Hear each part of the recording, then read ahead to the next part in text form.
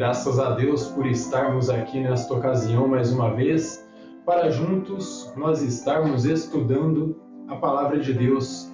Graças a Deus por estarmos aqui nesta noite, que o Deus Eterno nos abençoe grandemente. Para mim é uma satisfação imensa estar aqui nesta ocasião para falar com vocês, para estudar com vocês aqui presentes e com aqueles que vão nos ouvir através do YouTube. Eu também peço uma bênção muito especial sobre a vida daqueles que vão nos assistir através do YouTube, que o Senhor possa abençoá-los e abrir o entendimento de vocês também. Agradeço por vossa amável atenção e pedimos que o Espírito Santo também possa falar ao coração de vocês, assim como tem falado com o coração daqueles que aqui estão presentes. Graças a Deus por estarmos aqui mais uma vez. Nesta ocasião, nós vamos iniciar nossos estudos na Carta de Judas e, como eu disse, eu peço que seja o Espírito Santo de Deus que possa nos conduzir através da exposição da Palavra de Deus. Então, sem mais delongas, quem estiver com a sua Bíblia, por gentileza, abra comigo na Carta de Judas, que nós vamos estar meditando nos versículos de 1 até o 4. Esta será a exposição desta noite, neste breve texto, em 4 versículos. Então, em Judas, a partir do versículo 1, é um capítulo único, mas tem bastante conteúdo aqui para nós estarmos meditando e para nós estarmos aprendendo. Então, que o Deus Eterno nos abençoe grandemente com essa primeira exposição aqui na Carta de Judas. Então diz assim: Judas, servo de Jesus Cristo e irmão de Tiago, aos chamados, amados em Deus Pai e guardados em Jesus Cristo, a misericórdia, a paz e o amor vos sejam multiplicados. Amados, quando empregava toda a diligência em escrever-vos acerca da nossa comum salvação, foi que me senti obrigado a corresponder-me convosco, exortando-vos a batalhardes diligentemente pela fé, que uma vez por todas foi entregue aos santos, pois certos indivíduos se introduziram com dissimulação, os quais desde muito foram antecipadamente pronunciados para esta condenação, homens ímpios, que transformam em libertinagem a graça de nosso Deus e negam o nosso único, soberano e Senhor Jesus Cristo. Amém? Até aqui a leitura da Palavra de Deus. Então, que o Deus Eterno nos abençoe grandemente e possa abrir o nosso entendimento e que nós possamos ser abençoados com a exposição da sua Palavra. Então, o nosso autor aqui, Judas, ele começa a produzir a sua carta ali por volta do ano 70 da era cristã, ou seja, 70 depois de Cristo. Este Judas que escreve essa carta aqui se identifica como irmão de Tiago. E o que isso nos informa? Sendo irmão de Tiago, então ele é irmão do nosso Senhor e Salvador Jesus Cristo ali segundo a carne, pois ele era filho de Maria e de José também. E desta forma nós entendemos que tanto Judas quanto Tiago, eles não faziam parte ali do número dos 12 apóstolos, mas eram homens que depois da morte do nosso Senhor e Salvador Jesus Cristo, eles passaram a crer ali no seu irmão e passaram a entender aquilo que o seu irmão Jesus de Nazaré havia ensinado e passaram a pregar a palavra de Deus. Um texto que nos informa aqui que Jesus tinha irmãos é ali em Mateus, no capítulo 13, e eu gostaria que quem estivesse com a sua Bíblia abrisse comigo em Mateus, no capítulo 13, e verso 55.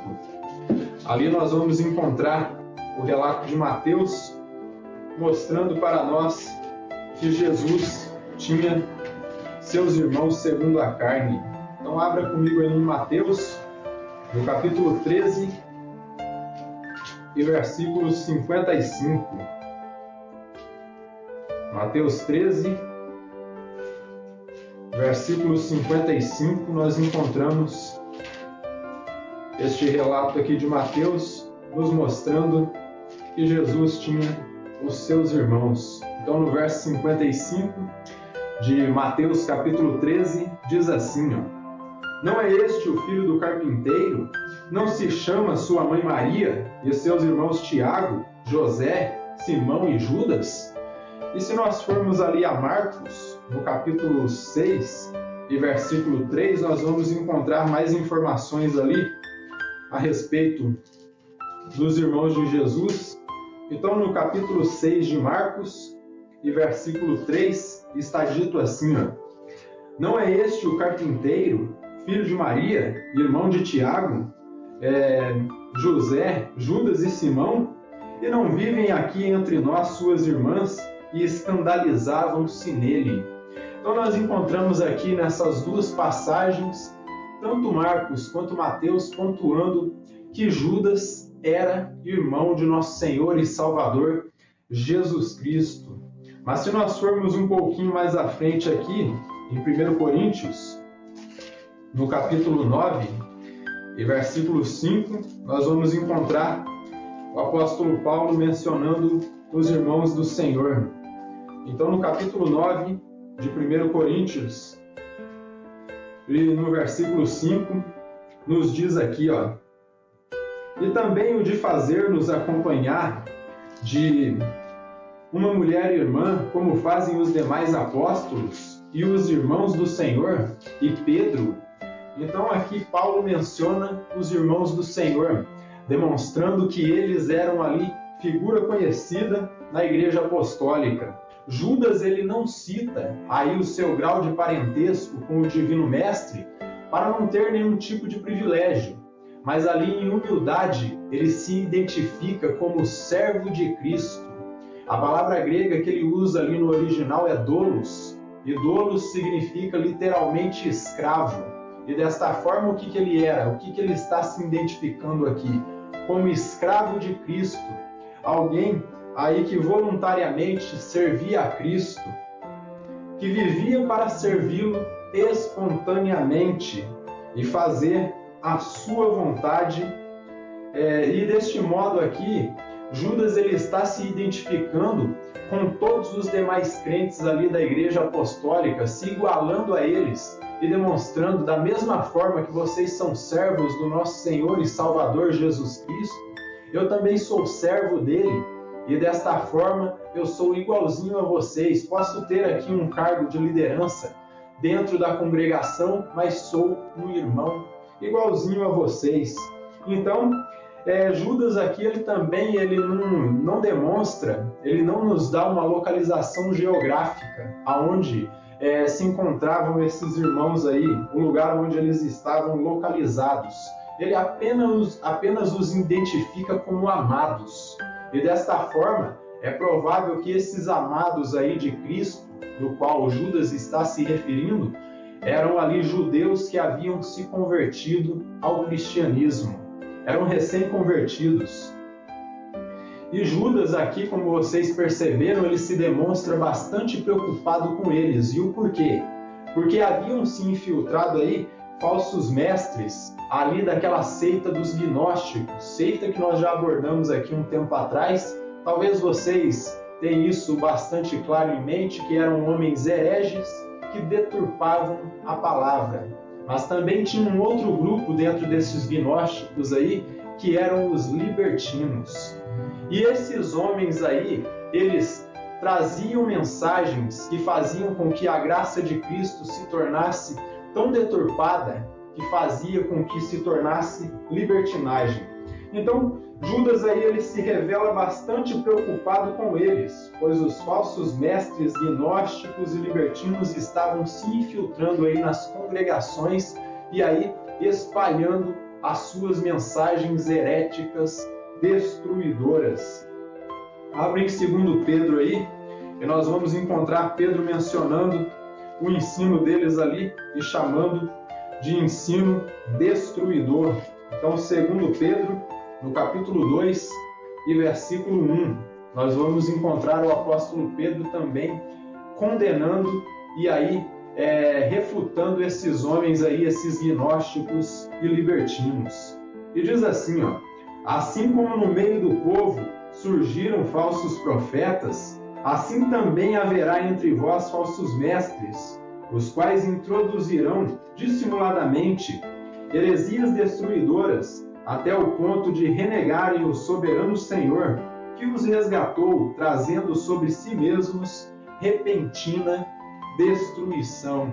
E era o que os gnósticos e libertinos faziam, eles negavam o único e soberano Senhor, deturpando a palavra. Então, por isso, no verso 1 aqui, nós vemos o caráter de urgência aí de Judas ao trazer este ensino maravilhoso. E aqui no versículo 1, ele já começa a repassar aí, meus irmãos, 3 doutrinas fundamentais aí da graça, 3 doutrinas fundamentais do cristianismo. Acompanhe comigo o versículo 1. Judas, servo de Jesus Cristo e irmão de Tiago, aos chamados, amados em Deus Pai e guardados em Jesus Cristo. Então nós temos aí 3 doutrinas fundamentais do cristianismo sendo pontuadas. E vocês já vão começar a entender quais são elas. A primeira doutrina bíblica que ele traz aqui para nós é a eleição incondicional, limitada, quando os chama de amados. E o que isso nos informa quando ele usa esse termo aí, amados? Demonstra que Cristo tem um grupo seleto aí de pessoas pelos quais ele morreu na cruz do Calvário. Então esses seriam os seus amados, seria um grupo seleto de pessoas aí que Jesus escolheu desde antes da fundação do mundo. Esses são os amados aí de Cristo, pelos quais ele morreu na cruz do Calvário. E como Judas aí ele vê a igreja em perigo de apostasia, ou seja, de negar a fé, de entrar em divórcio com Cristo, o que ele faz agora? Ele começa a repassar as principais doutrinas do cristianismo, demonstrando que a fé já estava bem estabelecida e não era necessário novas revelações aí, essas mesmas que os gnósticos e libertinos estavam trazendo. Então a primeira doutrina aí que ele repassou ao mencionar aí o termo amados foi essa eleição incondicional, essa eleição desde antes da fundação do mundo. Abra comigo em Tito, no capítulo 2 e versículo 14, nós vamos encontrar o apóstolo Paulo falando desse grupo seleto aí de pessoas pelos quais Cristo morreu desde antes da fundação do mundo. Então em Tito, no capítulo 2 e versículo 14, nós vamos encontrar o apóstolo Paulo falando de eleição incondicional. E quando nós falamos aí de eleição incondicional, nós estamos falando que não houve condições para que Cristo nos escolhesse. Ali ele escolheu e ponto final. Nós não sabemos qual foi o critério que ele usou para nos escolher, mas isto foi de acordo à sua presciência. Algo ele viu aí em sua própria divindade e por isso ele nos escolheu. Então aí em Tito, no capítulo 2, verso 14, nós encontramos isto. O qual a si mesmo se deu por nós, a fim de remir-nos de toda iniquidade e purificar para si mesmo um povo exclusivamente seu, zeloso e de boas obras. Então o que ele está dizendo aqui? Que tem um grupo exclusivamente de Cristo, zeloso e de boas obras. Foi esse povo que ele escolheu desde antes da fundação do mundo. É este povo que é zeloso e guarda a sua palavra. A segunda doutrina aí que Judas traz para nós é a seguinte: é a vocação eficaz, ou chamado irresistível, quando ele usa aí o termo chamados. Então ali atrás ele falou dos amados, agora ele fala dos chamados, que são aqueles que são chamados eficazmente. É o chamado irresistível de Deus quando ele usa a palavra aí chamados. E nesse sentido, vemos que claramente aqui é Deus quem vem até nós. O ser humano não tem condições nenhuma de chegar até Deus não tem forças devido ao fato de estar morto espiritualmente aí nos seus erros e pecados. Então, nesse sentido, nós vemos claramente que é Deus que vem ao nosso encontro e nos chama. Isso vai de encontro com o que o apóstolo Paulo fala aqui em Romanos 8, versículo 28 e 29. Romanos capítulo 8, versículos 28 e 29 diz assim, sabemos que todas as coisas cooperam para o bem daqueles que amam a Deus, daqueles que são chamados segundo o seu propósito. Então Paulo está usando aqui o mesmo termo de Judas, está usando o termo chamados. Então tem um grupo de pessoas que foi chamado irresistivelmente na graça do Senhor e Salvador Jesus Cristo, e por isso eles não tiveram ali condições nenhuma de resistir, porque o chamado foi irresistível, e por isso que é vocação eficaz. Foi um chamado que foi eficaz, e deste modo nós caímos de joelhos. E o verso 29, ele diz, porquanto aos que de antemão conheceu, então ele conheceu de antemão, antes da fundação do mundo ele conheceu os seus eleitos, também os predestinou para serem conformes à imagem de seu Filho, a fim de que ele seja o primogênito entre muitos irmãos. Mas você vai encontrar também em João, no capítulo 6, e versículo 44, o Senhor Jesus também falando aí da vocação eficaz, falando aí do seu chamado irresistível. Então lá em João, capítulo 6 e versículo 44, nós vamos encontrar o Senhor falando a respeito desse chamado irresistível, desse chamado aí sobrenatural. Em João 6,44 ele diz assim, ninguém pode vir a mim se o Pai que me enviou não o trouxer, e eu o ressuscitarei no último dia. Então, desta forma, quem é que traz? É o próprio Deus em seu chamado irresistível. O ser humano, ele não tem condições de resistir ao chamado sobrenatural de Deus. Quando é eleito, ele ouve a palavra de Deus, ali quase que automaticamente ele cai de joelhos perante a graça do Senhor e Salvador Jesus Cristo, porque ele não consegue resistir. Se alguém falar que o ser humano é capaz de resistir à graça do Senhor Jesus Cristo, isso categoricamente vai ser classificado como uma heresia. Por quê?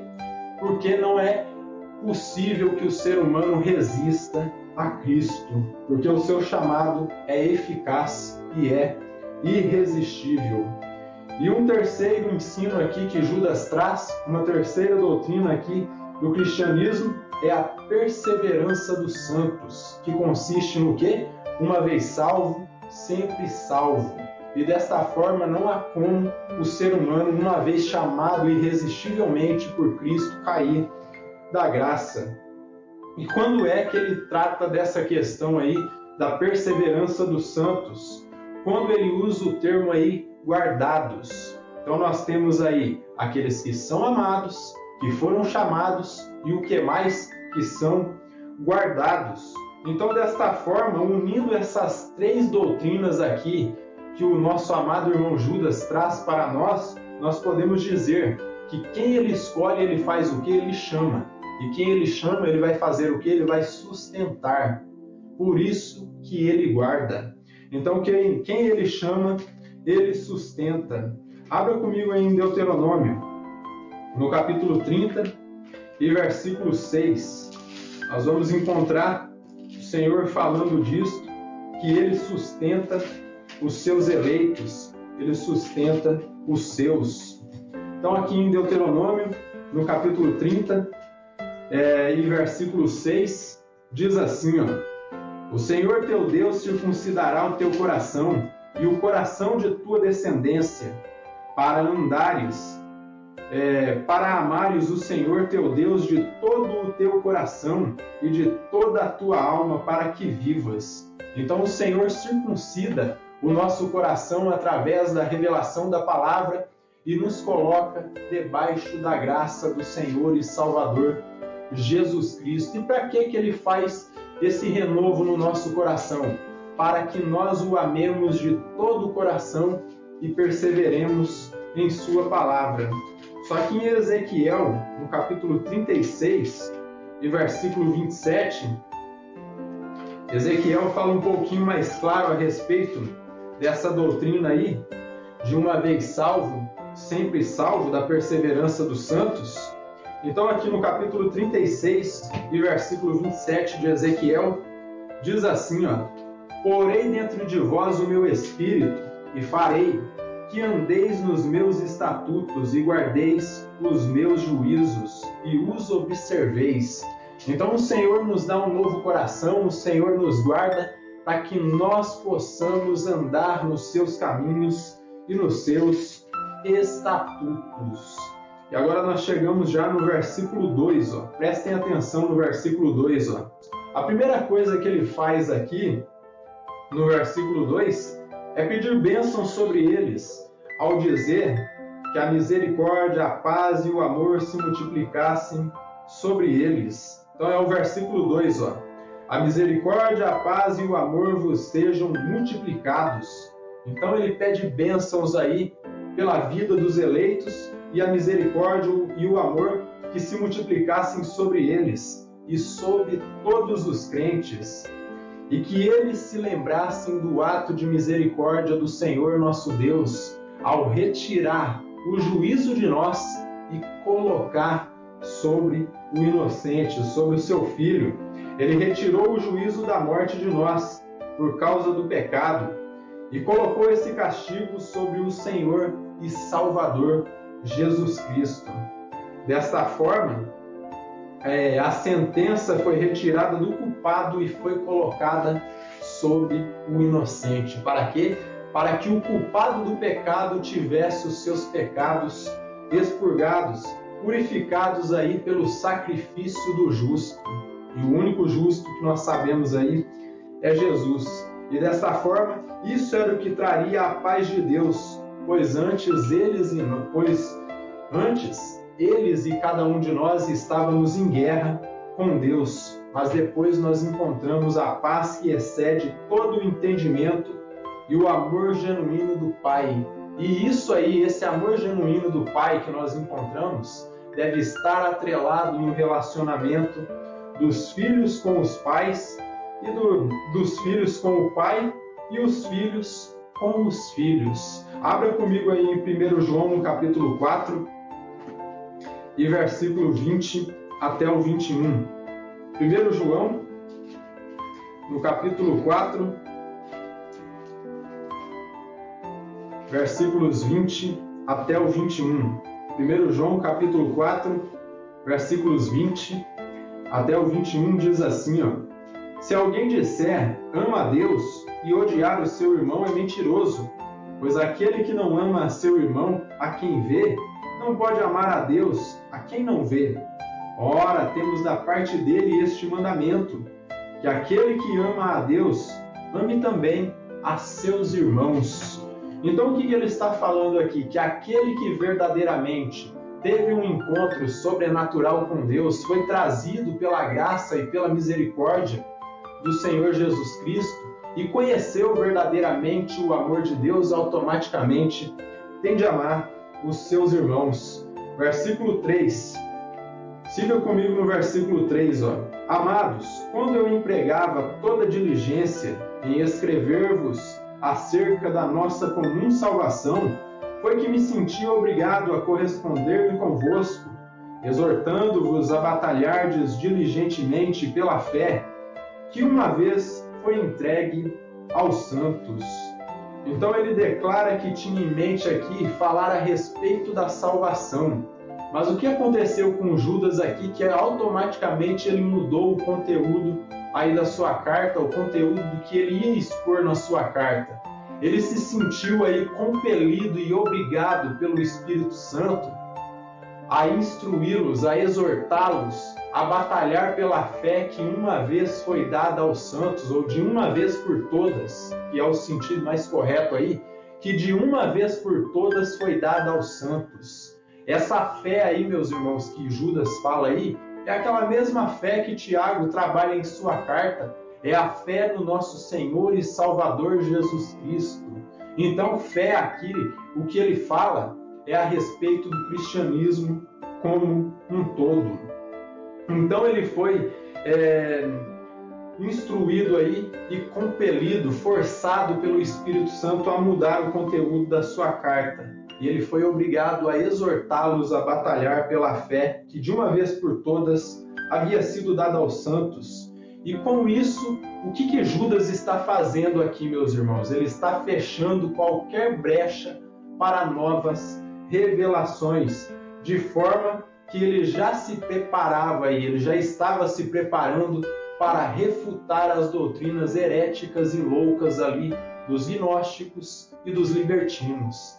Que mais à frente nós vamos começar a nos aprofundar um pouco mais na desgraça que eles estavam fazendo ali entre as igrejas do primeiro século. E quando os exorta a batalhar pela fé que de uma vez por todas havia sido entregue aos santos, ele começa aí a dar uma ordem como um militar. Essa ordem aí é de caráter militar. Ele fala assim: batalhai pela fé que de uma vez por todas foi entregue para vocês. Então ele está como um general que dá um sinal de comando aos soldados, ou seja, ele dá um sinal de comando para que eles se protegessem, primeiramente aí das doutrinas heréticas ali dos gnósticos e dos libertinos, e que não só se defendessem dessas doutrinas heréticas, mas também que defendessem o Evangelho, que ensinassem o Evangelho puro e simples da forma que está sendo ensinado aí pelos 12 e também por esses dois irmãos do Senhor e Salvador Jesus Cristo, Judas e Tiago, que também eram inspirados pelo Espírito Santo.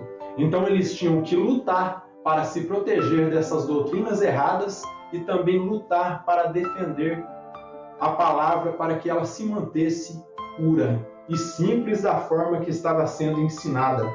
Verso 4. Siga comigo o verso 4. Pois certos indivíduos se introduziram com dissimulação, os quais desde muito foram antecipadamente pronunciados para esta condenação, homens ímpios, ou seja, homens corruptos, que transformam em libertinagem a graça de nosso Deus e negam o nosso único soberano e Senhor Jesus Cristo. Então agora, assim como Pedro, Judas ele começa aí a fazer o quê? Com ousadia, ele começa a denunciar a falta de caráter e a falta de coerência dos gnósticos e dos libertinos. Pedro já havia feito isso aí com veemência ali em sua segunda carta, e Judas ele segue aí refutando eles também. Então ele mostra a falta de coerência que esses homens tinham, porque eles deturpavam a palavra. Em que sentido? Vejam bem aqui, Então ele denunciava a falta de coerência dos gnósticos e dos libertinos para com as Escrituras. E por quê? Ou seja, por que ele está falando isso? Porque eles eram dissimulados. Eram pessoas que falavam uma coisa, só que eles faziam outra. Eles não tinham um pingo de vergonha na cara. E como vocês ouviram lá na segunda carta de Pedro, demonstrando a falta de vergonha que eles tinham em sua cara, o fato deles terem as suas relações ali em praça pública, à luz do dia, na frente de todos. Eram homens que se embriagavam, enchiam a barriga ali nas festas ali da fraternidade, e depois de se embriagarem começavam a fazer todas as orgias que eles eram acostumados a fazer, e por isso que Judas fala que eles eram dissimulados, eles não tinham um pingo de vergonha na cara. E ele segue aqui, ao dizer que eles eram dissimulados, ou seja, eles vestiam uma máscara aí de santidade e de iluminação. E quando eu falo de iluminação, é que eles vestiam uma máscara aí de santidade e iluminação. Iluminação que eu falo aqui, eles demonstravam que sabiam muito das Escrituras, só que as atitudes deles eram totalmente contrárias à palavra. Então, mas os seus atos de deturparem a palavra demonstravam a sua natureza de lobos vorazes aí, que estavam prontos a fazer o quê? A devorar as ovelhas do Senhor. Eram homens dissimulados, eram lobos aí em pele de cordeiro, E Judas está orientando esta igreja aí a se defender dessas doutrinas heréticas aí. Então eles estavam prontos a devorar as ovelhas de Cristo com as suas doutrinas heréticas. Eram homens ímpios que queriam transformar a graça de Cristo em que ele disse aí? Em libertinagem.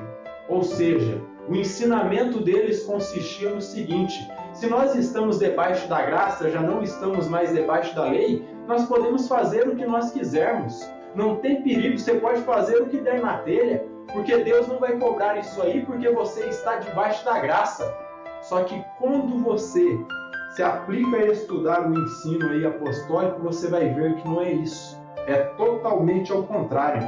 Então, de modo que pregavam que se de fato já não estávamos mais debaixo da lei, e sim da graça, eles podiam fazer o que quisessem, no sentido que suas pregações incitavam o povo a fazer o quê? A pecar.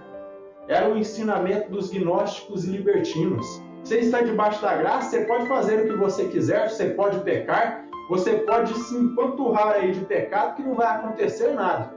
A vida é livre, só que esta liberdade que há em Cristo, já já nós vamos entender para que ela serve.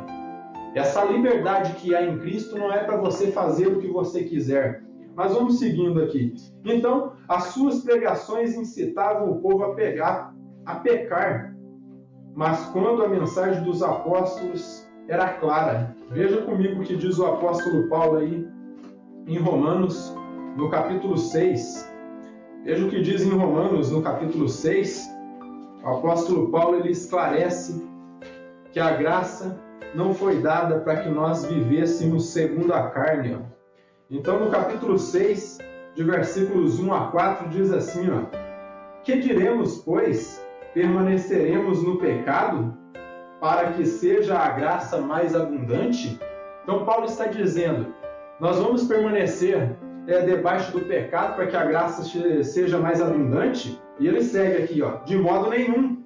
Como viveremos ainda no pecado, nós os que para ele morremos? Então aqui ele já diz, se você se encontrou com Cristo, você morreu com o pecado. Então não tem como você viver debaixo da graça e viver debaixo do pecado. Ou porventura ignorais que todos nós que fomos batizados em Cristo Jesus, fomos batizados na sua morte. Fomos, pois, sepultados com ele na morte pelo batismo, para que, como Cristo foi ressuscitado dentre os mortos, pela glória do Pai, assim também andemos em novidade de vida.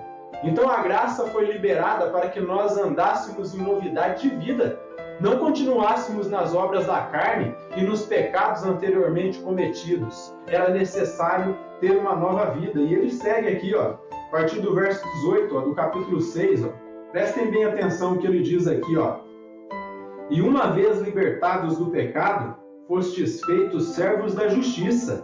Falo como homem, por causa da fraqueza da vossa carne.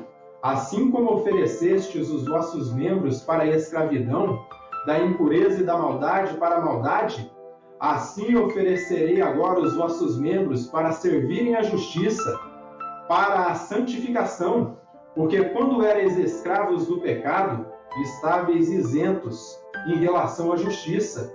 Naquele tempo, que resultados colhestes?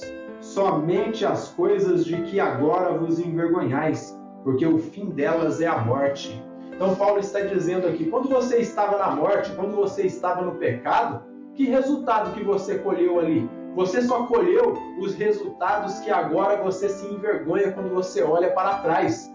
Porque uma vez liberto do pecado, não há como você mergulhar novamente no pecado. Mas se você está com um espírito igual dos gnósticos e libertinos, você vai achar que a graça te liberou para pecar, para acumular pecado debaixo do pecado, mas não é isso que a Escritura ensina. E Paulo segue aqui, agora, porém, libertados do pecado, transformados em servos de Deus, tendes o vosso fruto para a santificação e por fim a vida eterna.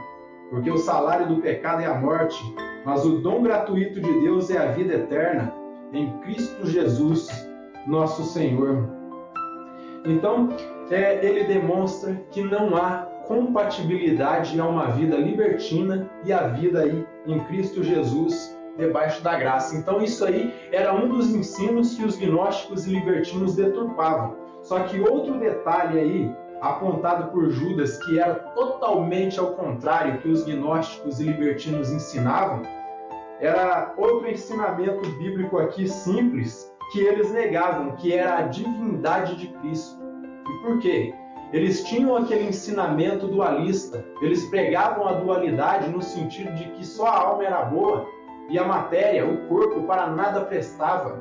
E deste modo eles diziam que era impossível que Jesus tivesse se tornado mortal. Eles diziam que Jesus apenas parecia homem, mas ele não era homem de fato. Isso na concepção deles.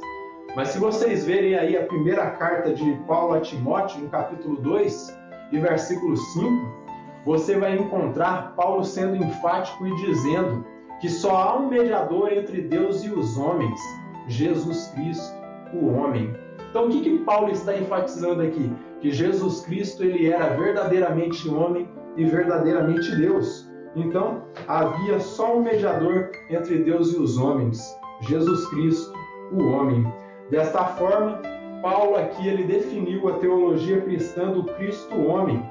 E nesta linha de pensamento, Judas reprime os falsos mestres e exorta os crentes aí a batalharem pela fé que de uma vez por todas havia sido dada aos santos. Mas o que mais nós podemos aprender aqui ao estudarmos esses poucos versos de Judas? Classificamos aqui os seguintes ensinamentos. Aquele que verdadeiramente creu em Cristo, meus irmãos, sabe o que vai acontecer? Aquele que verdadeiramente creu em Cristo e nasceu de novo, ele vai se submeter à palavra com respeito, com reverência e com devoção. E ele vai batalhar pela fé que de uma vez por todas foi dada aos santos. De forma que aquilo que você diz que crê, você defende. E aquilo que é incorreto, aquilo que é falso, aquilo que é errado, sabe o que você faz? Você reprova. Você não quer se misturar com aquilo, você quer estar longe daquilo. Então, o que nós devemos fazer é analisar. Analise. Você está batalhando pela fé? Você está defendendo aquilo que você diz que crê? Aquilo que você diz que é a palavra da verdade, você tem defendido ela? Então é necessário nós batalharmos pela fé que de uma vez por todas foi entregue aos santos.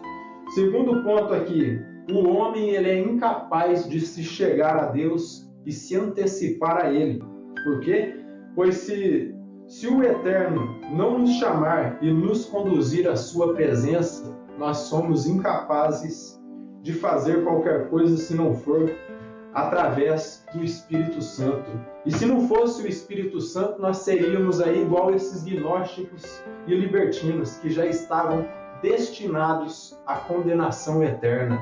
Mas o fato de Cristo ter nos chamado, ter nos conduzido à sua presença e nos mantido fiéis em sua palavra, isso nos livra da condenação aí do inferno. Próximo ponto de aplicação aqui, o terceiro, que nós encontramos aí Judas pontuar é o seguinte: o pastor na igreja é como se fosse um atalaia. E o que ele faz? Ele vê o erro, ele avisa e ele corrige. Desta forma, o que o pastor está fazendo? Ele está defendendo o rebanho que ele sabe que não é dele, que ele entende que é de Cristo. Abra comigo em Ezequiel, no capítulo 3, de versículo 17 ao 19. Ezequiel, capítulo 3, versículos 17 até o 19. Veja a exortação de Ezequiel aqui aos pastores. Vejam bem aqui. Ezequiel capítulo 3, versículos 17 até o 19. E diz assim, prestem bem atenção aqui, Filho do homem, eu te dei por atalaia sobre a casa de Israel. Da minha boca ouvirás a palavra e os avisarás da minha parte.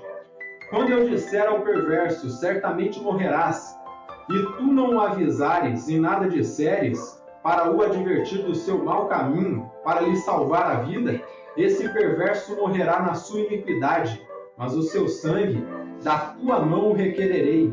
Mas se avisares o perverso, e ele não se converter da sua maldade e do seu caminho perverso, ele morrerá na sua iniquidade, mas tu salvaste a tua alma.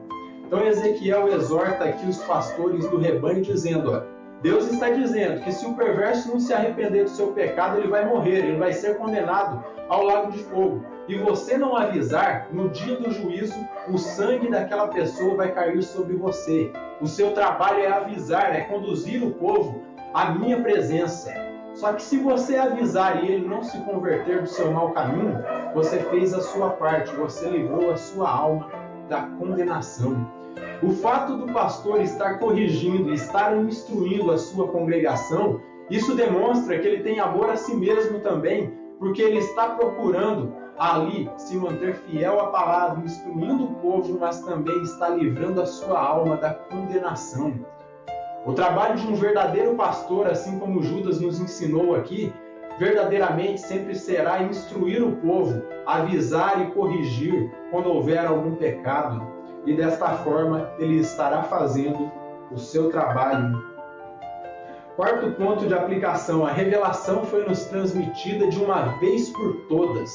E desta forma, o que Judas está fazendo menção aqui é Hebreus capítulo 1, versículo 1. Havendo Deus, outrora, falado muitas vezes, de muitas maneiras aos pais, pelos profetas, nestes últimos dias nos tem falado por meio do Filho. E dessa forma o que ele salienta aqui é o seguinte, que a última e maior revelação de Deus sobre a face desta terra se chama Jesus Cristo.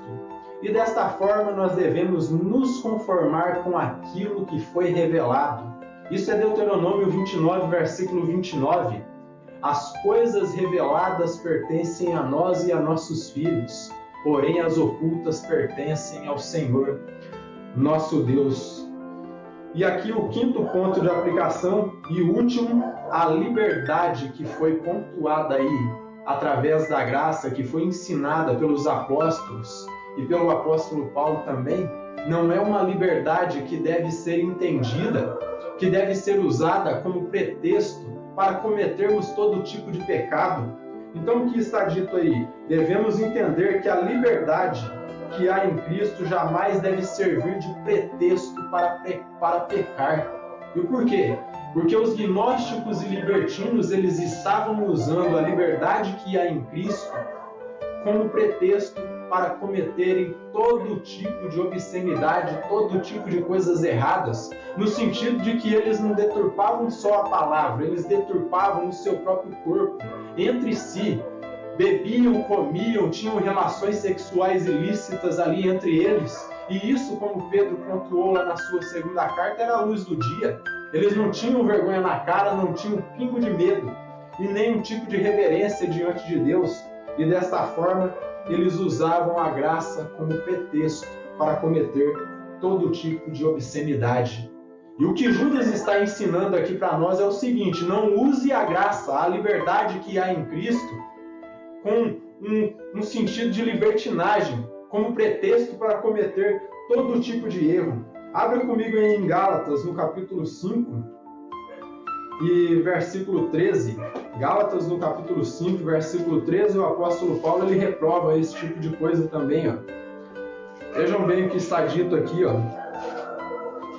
Gálatas, capítulo 5 e versículo 1.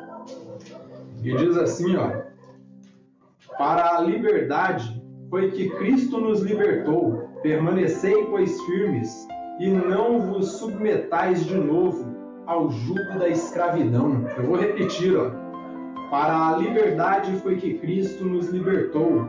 Permanecei, pois, firmes, e não vos submetais de novo a jugo de escravidão.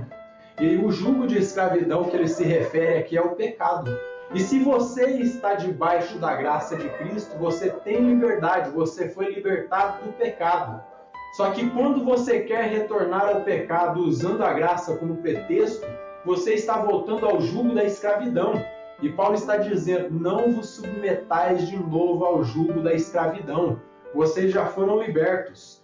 No verso 13, ele diz assim, Porque vós, irmãos, fostes chamados à liberdade, porém não useis da liberdade para dar ocasião à carne. Era o mesmo modo que estava agindo aqui os gnósticos e libertinos. Eles estavam usando a liberdade para dar ocasião à carne. E Paulo está dizendo aqui, não use essa liberdade para dar ocasião à carne, não use de pretexto para pecar. E ele segue, porém não useis da liberdade para dar ocasião à carne, sede antes servos uns dos outros pelo amor. Então, nesse sentido, essa liberdade aí nos libertou da escravidão do pecado. E outra coisa mais, essa liberdade que há em Cristo é uma liberdade da cegueira espiritual, de forma que fomos libertos da cegueira espiritual e desta forma tivemos a oportunidade de compreender a palavra de Deus. Os nossos olhos foram abertos pela graça de Cristo. Então a liberdade aqui é a liberdade da cegueira espiritual. Fomos libertados do pecado, nossos olhos foram abertos e assim nós conseguimos compreender a palavra. E desta forma os nossos olhos foram abertos para Cristo. E desta forma o maior milagre foi operado em nós, que é ter os olhos e ouvidos espirituais abertos para a palavra de Deus. Abra comigo em 2 Coríntios. 2 Coríntios capítulo 3, versículos 12 ao 18.